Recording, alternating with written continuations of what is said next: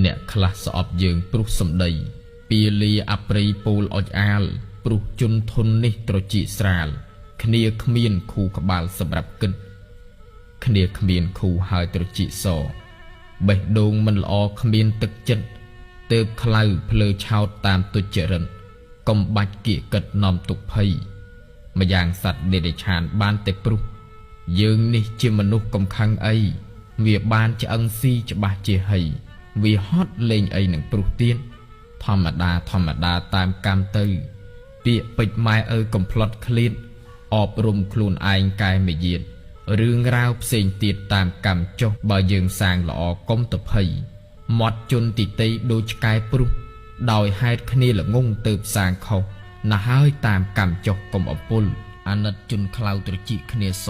ខូមិនសូវល្អដូចទឹកល្អវល់ចាញ់មាត់ជន់ចិត្តមានល្បិចកលតែនាំឲ្យដល់ដែនដែលវិនិច្ឆ័យយើងហោះយើងហើរយើងដេកយើងដើរភ្នែកមានមិនមើលជឿគេពោះពីបែងចែកមិនដាច់សំណស្ពាន់មាសខូមិនរវិះអត់ស្គាល់ម៉ែតនាលអ្នកខ្លះនោះដឹងរឿងគេតិចតួចគំនុំគុំគួចគំនិតគិតពៀលចាក់ចុចអុចអាលក៏កាយពីវាលដុតរោលរួចរៀលទាំងខ្លៅប្រេះផ្ដាស់ធម្មតាអន្ត្រីហោះហើររកយោចាបចិត្តរណូចតូចមើលមិនច្បាស់ភ្លីភ្លើភ្លើតភ្លើនផ្កើនមិនចេះខ្មាស់ដោយខ្យល់បញ្ច្រាស់ខ្វះសតិប្រាចំណែកយើងនេះចិត្តជាម្ចាស់ខ្លួនទុះគេរុកគួនគូកំបាក់ខ្លាចសាងចិត្តឲ្យសតពងសង្កាចពូជក្តាន់តូចតាចខ្លាចតាំងពីក្លិន